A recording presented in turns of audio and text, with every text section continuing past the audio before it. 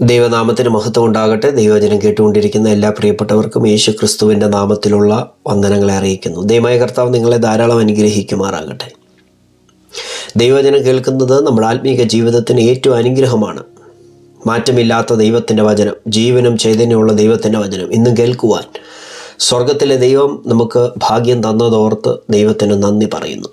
പ്രിയമുള്ളവരെ, ദൈവത്തിൻ്റെ വചനം ജീവനും ചൈതന്യമുള്ളതാണ്.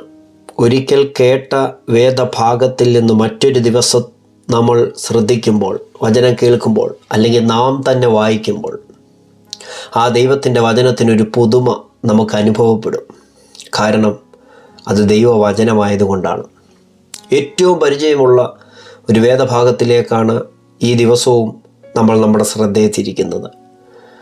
ആ വാക്യഭാഗത്തിലേക്ക് പ്രവേശിക്കുന്നതിന് മുമ്പ് ഇന്നത്തെ സന്ദേശത്തിൻ്റെ തലക്കെട്ട്, അല്ലെങ്കിൽ ഇന്ന് കേൾക്കാൻ പോകുന്ന ആത്മീക സന്ദേശത്തിന് ഒരു ടൈറ്റിൽ കൊടുത്താൽ, ദൂതിനൊരു ടൈറ്റിൽ കൊടുത്താൽ, ദൈവശബ്ദത്തിന് ഇങ്ങനെ പറയാൻ കഴിയും: നിനക്ക് നിയന്ത്രിക്കാൻ കഴിയാത്ത ഏത് സാഹചര്യത്തെ നിയന്ത്രിക്കുവാൻ യേശു കർത്താവിന് കഴിയും.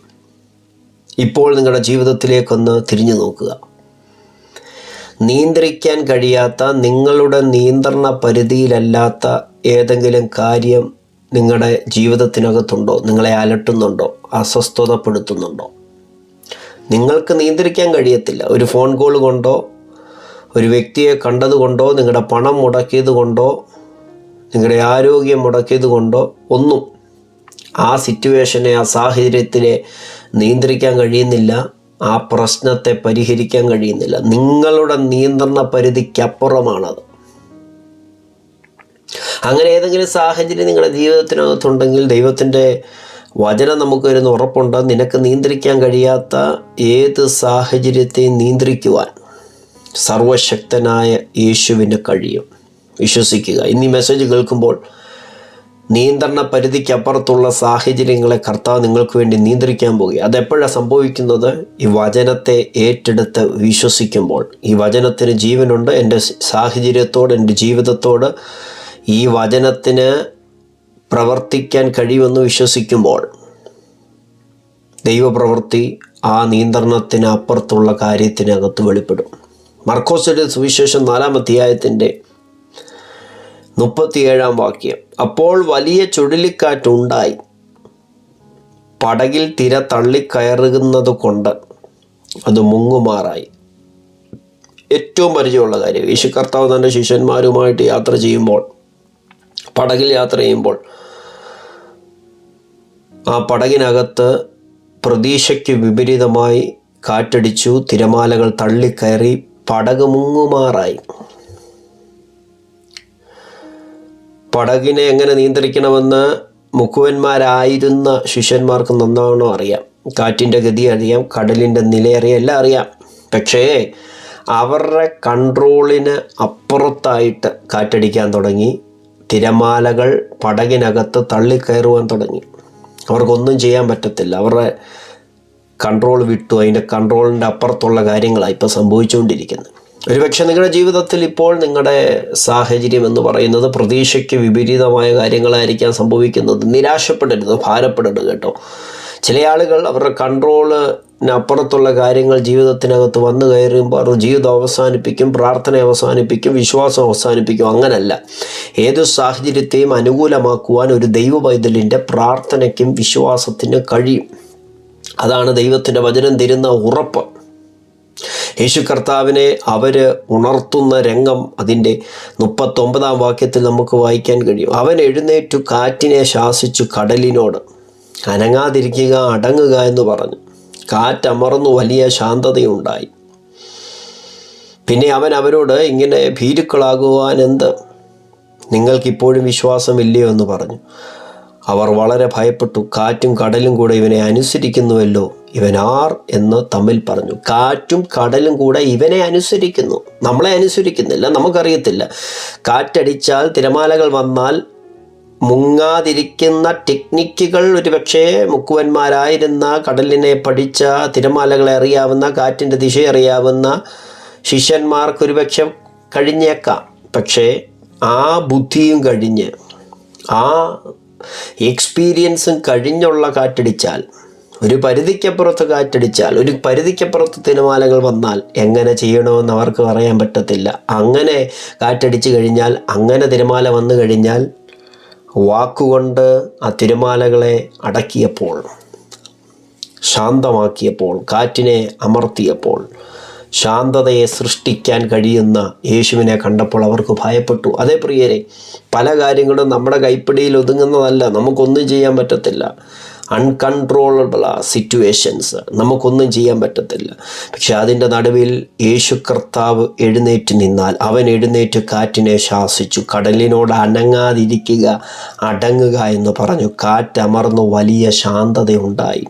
ഇല്ലാത്ത സാഹചര്യത്തെ, ശാന്തതയെ സൃഷ്ടിക്കാൻ യേശുവിന് കഴിഞ്ഞു. നിങ്ങളുടെ ജീവിതത്തിൽ നിയന്ത്രിക്കാൻ കഴിയാത്ത ഏതെങ്കിലും സാഹചര്യത്തിലൂടെയാണ് നിങ്ങൾക്ക് പോകുന്നതെങ്കിൽ ഈ വചനം കേട്ടുകൊണ്ടിരിക്കുമ്പോൾ വിശ്വസിക്കുക, യേശു കർത്താവ് ആ വിഷയത്തിനകത്ത് എഴുന്നേറ്റ് നിന്നാൽ അത് പരിഹരിക്കപ്പെടും. ആ പ്രശ്നം ഒരു ഓർമ്മയായി തീരും.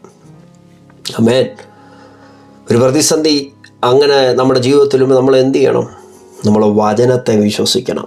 വചനത്തിന് അത്ഭുതങ്ങൾ ചെയ്യാൻ കഴിയും. വചനത്തിന് വീര്യപ്രവൃത്തി ചെയ്യാൻ കഴിയും. ഇല്ലാത്തതിനെ വിളിച്ചു വരുത്തുവാൻ ദൈവത്തിൻ്റെ വചനത്തിന് കഴിയും. ഈ പ്രകൃതിയെ മുഴുവൻ, ഈ പ്രപഞ്ചത്തെ മുഴുവൻ ഉണ്ടാകട്ടെ എന്ന വാക്കുകൊണ്ട് വിളിച്ചു വരുത്തിയ ദൈവത്തിന് കഴിയാത്ത ഒരു കാര്യവുമില്ല.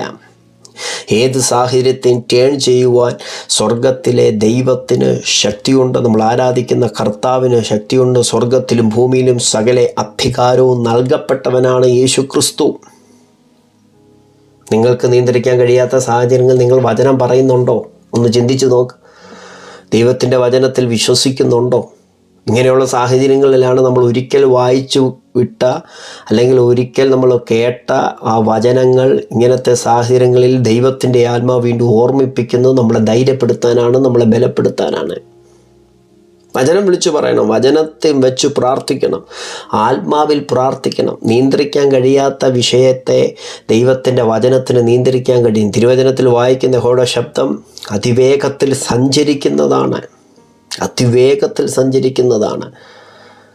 നിനക്ക് വേഗത കുറവാണ്, നിൻ്റെ വാക്കുകൾക്ക് വേഗത കുറവാണ്, നിൻ്റെ ബുദ്ധിക്ക് വേഗത കുറവാണ്. പക്ഷെ ദൈവത്തിൻ്റെ വചനത്തിന് വേഗതയുണ്ട്.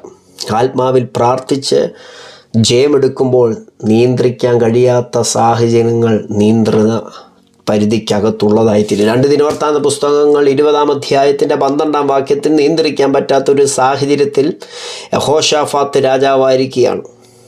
ദൈവത്തോട് നിലവിളിച്ച് പ്രാർത്ഥിക്കുന്നത് 12-ാം വാക്യത്തിലുണ്ട്. എന്ത് ചെയ്യേണ്ടതെന്ന് ഞങ്ങൾക്കറിയുന്നില്ല, എങ്കിലും ഞങ്ങളുടെ കണ്ണുകൾ നിങ്കിലേക്ക് തിരിഞ്ഞിരിക്കുന്നു. അത് പ്രാർത്ഥനയെ കാണിക്കുകയാണ്. നിനക്ക് നിയന്ത്രിക്കാൻ കഴിയാത്ത സാഹചര്യത്തിൽ പ്രാർത്ഥനാ മുറിക്കകത്തൊരു മകൻ അപ്പനോട് സംസാരിക്കുന്നത് പോലെ, ഒരു സ്നേഹിതൻ മറ്റൊരു സ്നേഹിതനോട് സംസാരിക്കുന്ന പോലെ നിന്നെ സൃഷ്ടിച്ച സർവശക്തനായ ദൈവത്തോട് നിനക്ക് സംസാരിക്കാൻ കഴിയും. നോക്കിക്കേ, വൈരികൾ, ശത്രുക്കൾ യഹോശാഫാത്ത് രാജാവിന് നേരെ വന്നപ്പോൾ അദ്ദേഹം ദൈവത്തോട് പറയുകയാണ്, ഞങ്ങളുടെ ദൈവമേ, നീ അവരെ ന്യായം വിധിക്കുകയില്ലയോ? ഞങ്ങളുടെ നേരെ വരുന്ന ഈ വലിയ സമൂഹത്തോട് എതിർപ്പാൻ ഞങ്ങൾക്ക് ശക്തിയില്ല, എന്ത് ചെയ്യേണ്ടതെന്ന് അറിയുന്നില്ല. എന്ന് പറഞ്ഞാൽ, ഞാൻ രാജാവാണ്, എൻ്റെ കൂടെ സൈന്യമുണ്ട്, എൻ്റെ കൂടെ ആളുകളുണ്ട്, പക്ഷേ എൻ്റെ അധികാരം എൻ്റെ കൺട്രോളിൽ നിൽക്കുന്നതല്ല ഇപ്പോഴത്തെ എൻ്റെ സിറ്റുവേഷൻ, എനിക്ക് നിയന്ത്രിക്കാൻ പറ്റത്തില്ല. പക്ഷേ അവിടെ അദ്ദേഹം ദൈവത്തോട് പ്രാർത്ഥിക്കുകയാണ്, പച്ചയായിട്ട് സംസാരിക്കുകയാണ്. എന്ത് ചെയ്യേണ്ടു എന്ന് ഞങ്ങൾ അറിയുന്നില്ല, എങ്കിലും ഞങ്ങളുടെ കണ്ണ് നിങ്കലേക്ക് തിരിഞ്ഞു. ഇന്ന് എത്ര പേർക്ക് പറയാൻ പറ്റും, കർത്താവേ, ഇപ്പോഴത്തെ ഒരു സാഹചര്യത്തെ ഓവർകം ചെയ്യാൻ എനിക്ക് കഴിയത്തില്ല, പക്ഷേ സകലതിനെ നിയന്ത്രിക്കാൻ കഴിയുന്ന ഒരു ദൈവത്തെയാണ് ഞാൻ ആരാധിക്കുന്നത്. തിരുവചനത്തിനകത്ത് ഒരുപാട് ഉദാഹരണങ്ങൾ നമുക്കിതുമായി ബന്ധപ്പെട്ട് പറയാനായിട്ട് കഴിയും.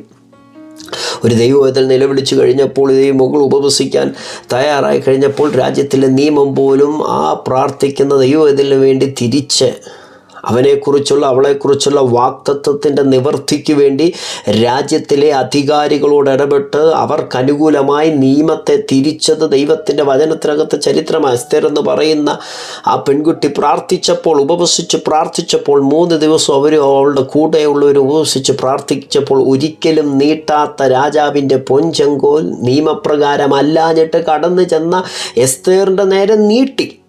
ആ നീട്ടാനുള്ള ഒരൊറ്റ കാര്യമില്ല, പ്രാർത്ഥിച്ച ദൈവത്തിൻ്റെ ശക്തിയാണ്. അവൾ മിണ്ടാതിരുന്നിരുന്നുവെങ്കിൽ, അവൾ അലസയായിട്ടിരുന്നിരുന്നുവെങ്കിൽ ഒരു ദൈവപ്രവൃത്തി അവിടെ കാണാൻ കഴിയത്തില്ല. പക്ഷേ അവൾ ഉപവസിച്ച് പ്രാർത്ഥിച്ചിട്ടാണ് പോയത്. നിയന്ത്രിക്കാൻ കഴിയാത്ത ആ സാഹചര്യത്തെ യഹൂദന്മാർക്ക് അനുകൂലമാക്കി ദൈവം മാറ്റി. ഹാമാൻ്റെ കയ്യിലിരുന്ന മുദ്രാമോതിരത്തെ ഊരി മൊർദെഖായിയുടെ കയ്യിലാക്കുവാൻ യഹൂദന്മാരുടെ കരച്ചിലിനും പ്രാർത്ഥനയ്ക്കും കഴിഞ്ഞെങ്കിൽ, നിനക്ക് നിയന്ത്രിക്കാൻ കഴിയാത്ത ഏത് സാഹചര്യത്തെ നിൻ്റെ നിയന്ത്രണ പരിധിയിലാക്കുവാൻ നിൻ്റെ പ്രാർത്ഥനയ്ക്കും ഉപവാസത്തിനും കഴിയുമെന്ന് ഇന്ന് ഈ വചനം കേൾക്കുന്ന നിന്നോട് പരിശുദ്ധയാത്മാവ് ദൂത് വിളിച്ചു പറയുകയാണ്. വിശ്വസിക്കുക, ഏറ്റെടുക്കുക. എത്ര വലിയ പ്രതികൂലത്തിൻ്റെ കാറ്റുകൾ നിൻ്റെ പടകിന് നേരെ ആഞ്ഞടിച്ചാലും, നിൻ്റെ വിശ്വാസ പടകിന് നേരെ ആഞ്ഞടിച്ചാലും, തീരെ തള്ളിക്കയറിയാലും, നെക്സ്റ്റ് ഡെത്ത് ആയിരിക്കും നീ എക്സ്പെക്റ്റ് ചെയ്യുന്നത്, അടുത്തത് മരണമായിരിക്കും നീ പ്രതീക്ഷിക്കുന്നത്. അതല്ലാതെ വേറൊരു വഴിയും കണ്ടില്ലായിരിക്കാം. പക്ഷെ ദൈവത്തിൻ്റെ വചനം പറയുന്നു, യേശു എഴുന്നേറ്റ് കാറ്റിനെ ശാസിച്ചു കടലിനോട് അനങ്ങാതിരിക്കുക എന്ന് പറഞ്ഞു. അങ്ങനെയാണെങ്കിൽ ഇന്ന് ഈ വചനത്തെ ഏറ്റെടുക്കുക, സ്വീകരിക്കുക. നിനക്ക് നിയന്ത്രിക്കാൻ കഴിയാത്ത സാഹചര്യത്തെ യേശു ക്രിസ്തു നിനക്ക് വേണ്ടി നിയന്ത്രിക്കാൻ പോവുകയാണ്. അതേതു മേഖലകളിലുമായിക്കോട്ടെ. വിശ്വസിക്കുക, വചനത്തിൽ വിശ്വസിക്കുക, ആത്മാവിൽ പ്രാർത്ഥിക്കുക. ദൈവപ്രവൃത്തി നിങ്ങളുടെ ജീവിതത്തിൽ വെളിപ്പെട്ടു വരും. നമുക്ക് ഒരുമിച്ച് പ്രാർത്ഥിക്കാം. പരിശുദ്ധ പിതാവേ, ലോക രാജ്യങ്ങളിൽ ഇരുന്നു കൊണ്ട് ദൈവവചന സന്ദേശം ശ്രദ്ധിച്ച സകല വ്യക്തികൾക്ക് വേണ്ടി പ്രാർത്ഥിക്കുന്നു. ഞങ്ങൾക്ക് നിയന്ത്രിക്കാൻ കഴിയാത്ത സാഹചര്യത്തെ നിയന്ത്രിക്കുവാൻ സ്വർഗത്തിലെ ദൈവത്തിൻ്റെ പുത്രന് കഴിയുമെന്ന് ഞങ്ങൾ വിശ്വസിക്കുന്നു. വചനത്തിന് കഴിയുമെന്ന് വിശ്വസിക്കുന്നു. ഇന്നലകളുടെ ചരിത്രത്തിൽ ദൈവത്തിൻ്റെ പരിശുദ്ധാത്മാവ് വചനത്തിലൂടെ എന്തെല്ലാം ദൂതുകൾ കൈമാറിയോ ആ ദൂതുകളെല്ലാം ഞങ്ങളുടെ ജീവിതത്തിൽ അനുഗ്രഹത്തിനും വിടുതലിനും കാരണമായി ഭവിച്ചിട്ടുണ്ട്. ആ ദൂതുകളെല്ലാം അതുപോലെ നിവൃത്തിയായിട്ടുണ്ട്. ആ വചനമെല്ലാം അതുപോലെ അത്ഭുതങ്ങളെ വിളിച്ചു വരുത്തിയിട്ടുണ്ട്. ഇന്നും ഈ കേട്ട വചനത്തിനകത്തെ ദൈവപ്രവൃത്തി ആയിരങ്ങൾക്ക് പതിനായിരങ്ങൾക്ക് പ്രയോജനമായി തീരുവാൻ വേണ്ടി പ്രാർത്ഥിക്കുന്നത്. ആരൊക്കെ ഇത് കേൾക്കുന്നവരുടെ ജീവിതത്തിൽ നിയന്ത്രിക്കാൻ കഴിയാത്ത സാഹചര്യത്തെ അങ്ങ് നിയന്ത്രിച്ച് കൊടുക്കുന്ന ദൈവമാകയാൽ നന്ദി പറയുന്നു. ഈ വചനം വിശ്വസിച്ചത് നിമിത്തം ദൈവപ്രവർത്തികൾ ഈ പ്രിയപ്പെട്ടവരുടെ ജീവിതത്തിൽ വെളിപ്പെട്ട് വരട്ടെ. സകല നിരാശകളും സകല ഭാരങ്ങളും മാറിപ്പോകട്ടെ. പ്രത്യാശയും വിശ്വാസവും ധൈര്യവും വചനത്തിലൂടെ കർത്താവ് പകർന്നു കൊടുത്തതിന് നന്ദി പറയുന്നു. ഒരുമിച്ച് അനുഗ്രഹിക്കും. അവിടുത്തെ വരവിനായി ഞങ്ങളെ ഒരുക്കും. യേശുവിൻ നാമത്തിൽ തന്നെ. ആമേൻ.